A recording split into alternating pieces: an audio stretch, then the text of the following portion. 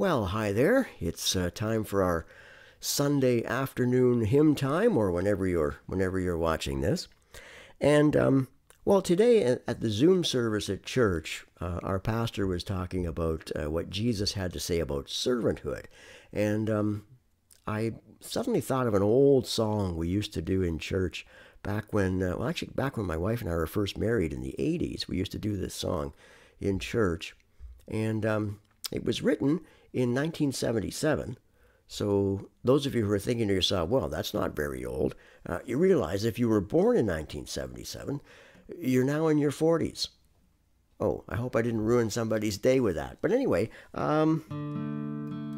it's called the Servant Song, and it kind of highlights, and I'll even share a little story out of the Gospel of Mark, the upside down world that Jesus came to present to his followers. You know, I've been thinking, especially now, and we've got, the election coming up in the United States.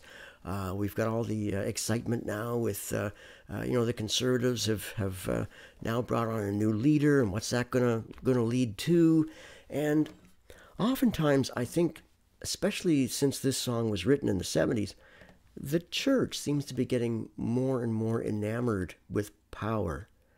And back in the Middle Ages, when the church had power, and it was kind of like the state, was the church, and they inflicted all kinds of things on people, and I worry about that, because power and wealth and prosperity and all those kinds of things that we're getting so excited about, Jesus wasn't excited about them at all. He had a different road for his followers to walk on. Now, I don't do this correctly all the time, trust me. And you have to also maybe keep reminding yourself and keep dusting yourself off every now and again. But during this time, during this pandemic time, when things are different, we got to keep finding creative ways to be the salt and the light that the world really desperately needs right now. And Jesus wants that from his followers. All right, this is called the Servant Song. Here we go.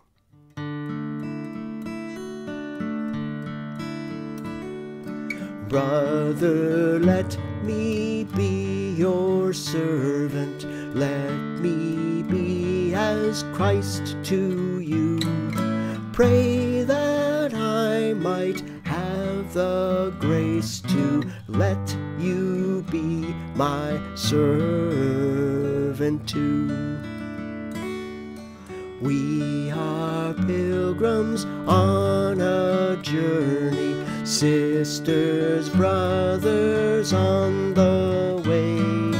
We are here to help each other walk the mile and bear the load. I will hold the Christ light for you in the night time of your fear. I will hold my hand out to you, speak the peace you long to hear. I will weep when you are weeping. When you laugh, I'll laugh with you. I will share your joy and sorrow till we've seen this journey through. When we sing to God in heaven, we shall find such harmony, born of all we've known together, of Christ's love and agony. Sister, let me be your servant. Let me be as Christ to you. Pray that I might have the grace to let you be my servant servant too. Servant song. And it comes, well, part of it anyway, as I mentioned, Jesus wants something different from his followers in our world today.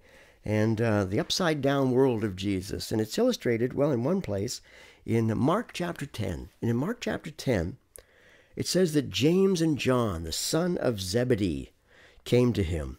And if you go into Matthew's gospel account of it, you'll know that their mother is also with them in this.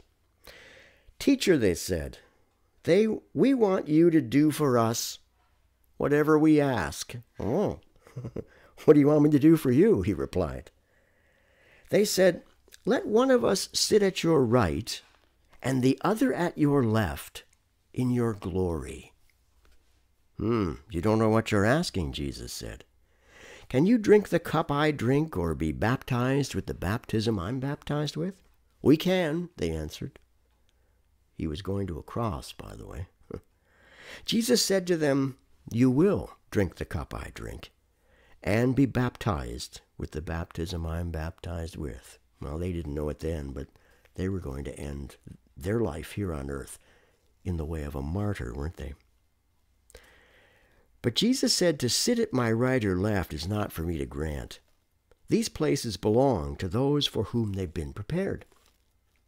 When the 10 heard about this, they became indignant with James and John. How dare they?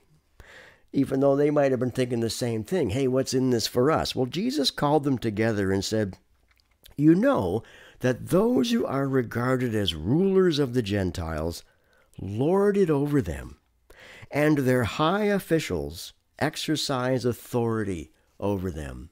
I read something incredible recently, and it even talked about how, here in North America, in Canada and the U.S., we have a free right to vote. Unheard of in Jesus' day, right? When Jesus' day, it was kind of like, whose image is this on the coin? Oh, that's Caesar's. Well, you better, obey Caesar or you're going to lose your head, right? But here in Canada, we can complain about the government, as we like to do, and we get a free vote.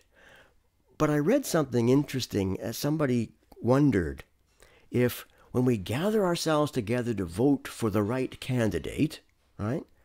Are we not hoping that we'll get the person in who will kind of like be our champion so we get to lord it over people?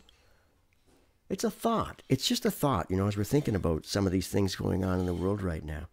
Jesus said the rulers of the Gentiles, they love to exercise authority, lord it over people. Not so with you.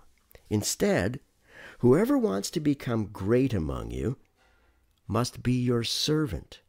And whoever wants to be first must be slave of all. For even the Son of Man did not come to be served, but to serve, and to give his life as a ransom for many. Just want to encourage you. Keep on keeping on. Become, well, as Jesus spoke and as another song I'm thinking of now in my head says that if you want to be great in God's kingdom, learn to be the servant of all. And as I said, got to get creative now in these days of COVID-19. We can't just invite people to a church building. We got to get out there and actually be the church. And so as you be salt and light, let me just encourage you, as you serve one another. And the Lord notices it all, and he'll reward you. And so let me just encourage you with that. My brothers and my sisters, may God richly bless you today.